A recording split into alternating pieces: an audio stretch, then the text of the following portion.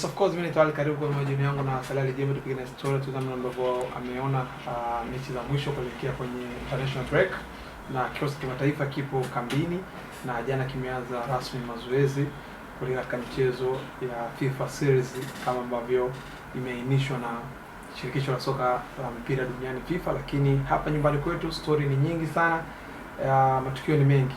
Jana Simba Sports Club alimuongeza mkataba Elie Mpanzu Kibisawala miaka 2 kuendelea kutumikia wekundu wa Msimbazi. Lakini kwa upande wa wananchi Young Africans, wao jana walikuwa na kikao cha kamati ya utendaji kujadili mwenendo wa timu yao kwa mzunguko huu wa kwanza, huku wakiwa vinara kwenye msimamo wa ligi kuu. Lakini pia wameongeza nguvu kwenye benchi lao la ufundi. Morin ambaye alikuwa kocha msaidizi wa Young Africans msimu wa mwaka jana akishirikiana na Miludi Hamdi amerejeshwa kambini kwa maana kuongeza nguvu kwenye benchi la ufundi la Yanga. Lakini pia wametoa onyo kwa kocha mkuu Pedro, aina ya uchezeshaji wake imekuwa tatizo kwenye kikosi chao. Lakini pia wamezungumza issue ya ratiba, imekuwa back to back, hiyo pia imechangia kwa namna moja ama nyingine timu yao ku drop. Lakini pia wamezungumza issue ya majeraha kwa wachezaji wao. Lakini tukio kubwa la mlinda mlango Djigui Diarra ambaye katika mchezo dhidi ya Mtibwa alionekana akigombana na muamuzi. Lakini pia tukio la kuonyesha dole la kati waandishi wa habari katika uwanja wa Dodoma pale Jamhuri, watu wakaanza kudiscuss tofauti, lakini bado kamati haijatoa tathmini ama hukumu kwa kile kilichotokea pale Dodoma katika mchezo ya Mtibwa dhidi ya Yanga. Lakini story nyingine kubwa ni Chabwedo anahusishwa na wekundu wa Msimbazi. Je, kwema? Kwema. Mambo vipi? Vizuri. Alhamdulillah bwana. Wajembe tumejana Yanga tulifanya kikao cha kamati ya utendaji kufanya review ya mzunguko huu wa kwanza, kwa namna walipofaulu, walipofeli, wapi waongeze, wapi fanye nini. Jibu waliokuja nalo ni kuongeza nguvu kwenye technical bench. Morin aliwahi kuwa kocha wa Yanga msimu uliopita na kutoa ubingwa akishirikiana na Melody Hamdi, wamemuongeza kwenye kikosi. Hivyo Yanga watakuwa na makocha 4 kwenye benchi lao, yote kuongeza nguvu kwenye hiko. Unazungumziaje? Na kamati ilikuwa sawa kufanya review ya msimu ya huu mzunguko wa kwanza? Unajua kuna kitu kimoja kwenye hizi timu zetu, kwamba vitu vingi vimekuwa vikifanyika kwangu ninavyoona kwa maamuzi ya watu wachache sana, kwamba anaweza kaamua mtu mmoja tu basi akaamua tunamleta fulani bila kushirikisha watu wengine. Lakini Yanga wamekwenda kukaa, solution wao wakaona ni kumleta kocha msaidizi.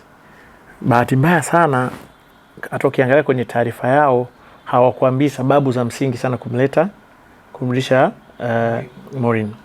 Wanamrudisha kwa sababu nini kilikosekana baada ya yeye kuondoka, au wanamrudisha baada ya kuondoka aliondoka na kitu gani ambacho sasa hivi atakuwa amekirudisha. Kwenye normal logic mimi naona ni kwamba kwa yeye peke yake akiwa kwenye mfumo labda wa aina yake anaenda kukutana na benchi lote la ufundi ambalo lina mfumo wake na utendaji wake wa kazi, sijui kama inawezekana kuwabadilisha wale kwa kila kitu. Otherwise kama utaniambia umemrudisha ili awe anawachongea kwa mabosi kwamba hawataki kitu fulani na hawataki kitu fulani, na mimi bado nitaona hata kama Yanga watarudi watabadilika na kufanikiwa kushinda, bado mimi naamini itakuwa ni juhudi tu za benchi la ufundi la Yanga lenyewe baada ya kuwa wameona makosa. Kwa sababu mimi ninaamini kama benchi la ufundi liko full, kwa maana ya makocha wote walikuwa makocha, kocha msaidizi, kocha wa viungo, video analyst na kadhalika, hawa wanatosha sana kuirekebisha au kukirekebisha kile wanaona kimepungua. Na kama wataona imeshindikana, basi maana yake ni kuwatoa wale na kuleta wapi ambao wanaweza kufanya kazi mpya. Lakini hii pia inaweza kani kutengeneza contradictions. Kwa hiyo kesho tukiona Yanga inaanza kufanya vizuri, kisingizio kinaweza kawa tunaona kwa sababu alirudi Morin. Lakini mimi naamini itakuwa ni wao wameweza kujua makosa yao na kuyafanyia kazi. Na tusiamini Yanga inafanya vibaya kwa sababu ya benchi la ufundi peke yake tu. Kwa sababu nimekusikia hata mara moja mara mbili umesema kwamba kamati ya ufundi naamini ni aina ya uchezaji wao. Unakumbuka kocha alivyokuja, huyu kocha ndio tuliambiwa kocha sijui wa dunia, kocha wa nini, na bahati nzuri kweli alianza vizuri. Kwa hiyo katika hali ya kawaida unakuja unaangalia ndani labda michezo 5 kafanya vizuri, ndani ya michezo 3 inayofuatia yote anafanya vibaya. Nini kinatokea? Mimi nilikuwa naangalia tofauti kidogo. Kwa sababu ukiangalia hii hali haijatokea upande wa Yanga tu. Mfano Yanga sasa hivi wana sare ngapi? Sare 5. Mfululizo wezoenda nazo zile 3. Azam, ni Azam, Mtibwa na TRA. Simba na sare zilizopatana ni sare 1. Haiwezi kuwa 1. Walipotoka kucheza na Yanga wakacheza na nani? Walianza na Dodoma. Walisare na Dodoma. Wakaja wakasare na Yanga. Wakaja wakasare na Pamba. Kwa hiyo Yanga Simba kafunga mchezo mmoja. Exactly. Sasa nimezungumzia kuna hiyo trend. Ninachotaka kukuambia kwamba ulitaka hapa sasa Simba na wenyewe waongeze. Mfano najaribu kukuambia kwamba Simba wangeweza kuongeza na wao kocha mwingine ili waweze kuwasaidia kwa nini wapate hizo sare za mfululizo. Lakini Simba nafikiri walichokiona wao wameamua kwenda na benchi lao la ufundi na kuliamini. Mwisho wamekwenda kushinda mechi versus TRA ambao nafikiri kwa one of the best game kwa sababu mimi nimeiangalia ile mechi ambazo zinathaminisha ligi. Hata kama TRA walipoteza kwa mabao 3, lakini unaona timu ambayo walionyesha uwezo mkubwa sana kisoka. Sasa hilo ndio lilikuwa la kuliangalia zaidi kwamba kuna changes sasa hivi zipo kwenye baadhi ya timu, lakini kuna changes sasa hivi ipo kwenye swala la uamuzi wa ligi yetu. Kwa maana ya fairness.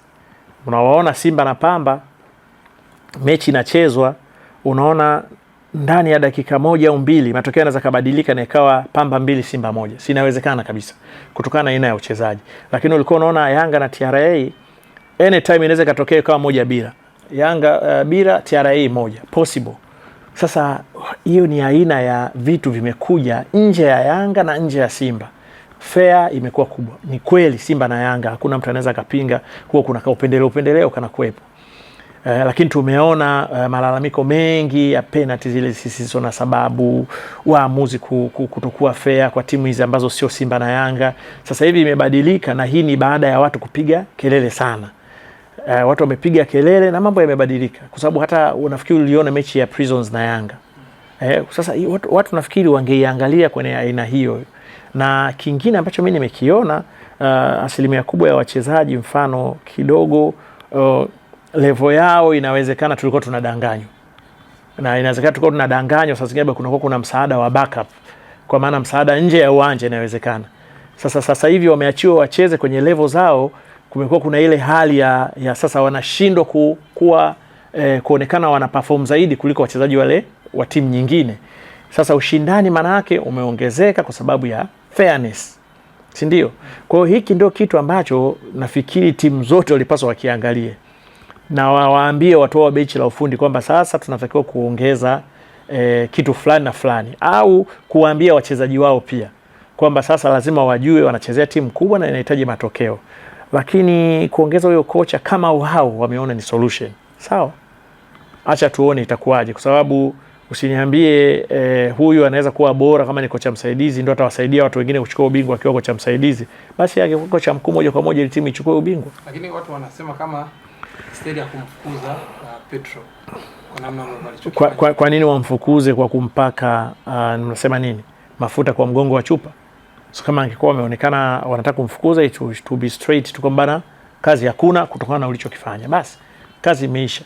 Na hapo ndo angemleta huyo nani Mourinho anakuja pale kwa ajili ya kwanza moja kwa moja endelee na kazi kama kocha wa muda mpaka atakapopatikana kocha mwingine au kama yeye ataiweza kazi ya peo. Kwa hiyo mimi sioni kama hiyo ni njia, lakini pia kwa yeye kawaida ataanza kuona ni kama njia ya kumpeleka kwenye mlango wa kutokea.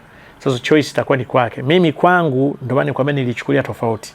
Ilikuwa ni kama kumpa pressure kocha kuongeza juhudi na kufanya vitu vyake vizuri kwa sababu atakuwa anajua mimi nikizingua sasa hivi tu kuna mtu ameshasogezwa hivi. Kwa hiyo itakuwa ni kama alert kwake lakini sio kama njia ya kumfukuza. Sasa kubaki au kujifukuza nafikiri kutabaki kwa kocha mwenyewe. Ikija kwenye statement yao ya Yanga wamezungumza issue ya ratiba. Wametoa muda waliocheza mechi, wamezungumza hadi muda waliosafiri kilomita pale kutoka mkoa mmoja kwenda mkoa mwingine. Wamesema hii pia imechangia kwa namna moja au nyingine Yanga kusuasua kwenye kuperform lakini pia kwenye kupata matokeo. Unajua nimeona haya mambo yanatokea sana. Watu wakifanya vizuri wanajisifia wao kwa kufanya vizuri. Wakifanya vibaya wanabeba ule mzigo wa kufanya vibaya, wanawapelekea watu wengine. Mfano, kabla tarudi kwenye hiyo nyuma, nilikuwa naangalia mechi za Yanga. Sasa hivi ni April 4 kucheza na Prisons, alafu April 8 wanacheza na Pamba Mwanza, ambayo ukiniambia ndege Dar es Salaam na Mwanza ni saa moja. Kama kuna maandalizi masaa matatu, fanye shule masaa 4, mtakuwa mko Mwanza, mko hotelini. Mtaondoka manake tarehe 5, mna tarehe 6 na tarehe 7. Mtacheza tarehe 8. Tarehe 16, wiki moja baadaye, ndio watacheza Mbeya. Halafu siku 3 baadaye watacheza Dar es Salaam. Narudi pale pale. Safari. Halafu baada ya tarehe 19 wana siku 11 watakwenda watacheza na Coast Dar es Salaam pia. Wakiwa Dar es Salaam, na inaonekana Mei 3 ndio na Simba, si ndio? Sasa ukiona mtu anataka kulalamikia ratiba, akakwambia zile kilomita ambazo hakuambii, mfano kama ukisafiri kilomita 1200 hadi Mwanza, alafu unasafiri kwa saa 1 na dakika 10 ukiwa kwenye ndege, halafu unataka kujaribu kusema sisi tumesafiri muda mrefu. Hebu jaribu kuangalia Prisons, angalia siji Coast, angalia hizi timu lakini bado zinacheza na zinatoa upinzani kwa hizi timu. Kwa hiyo kwenye hilo mimi ushauri wangu kwamba Yanga wangeweza kuangalia kinachowafanya washindwe kuperform, au kuangalia nini wanaweza wakaongeza performance yao, level performance yao, ili kuweza kupambana na hizi timu ambazo nazo zimeongeza level yao ya performance, na waache kulialia bila sababu za msingi, kwa sababu haipendezi pia kila jambo likitokea nyinyi mnasingizia tu tulionewa. Mkishindwa kufunga mnasema goli lilihamishwa, mkishindwa sio kushinda mnasema, yani nyinyi hamna kitu ambacho kinawahusu nyinyi wenyewe. Yani kila kikitokea kitu lazima mumsakizie mtu fulani, na haipendezi sana kwenye mpira watu kwa wanalalamika kupitiliza. Kijembe ya tukio kubwa ni la Djigui Diarra. Tumetafsiri tofauti kwenye mitandao ya kijamii.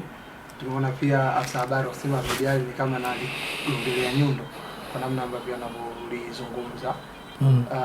Djigui Diarra aligombana na mwamuzi kwa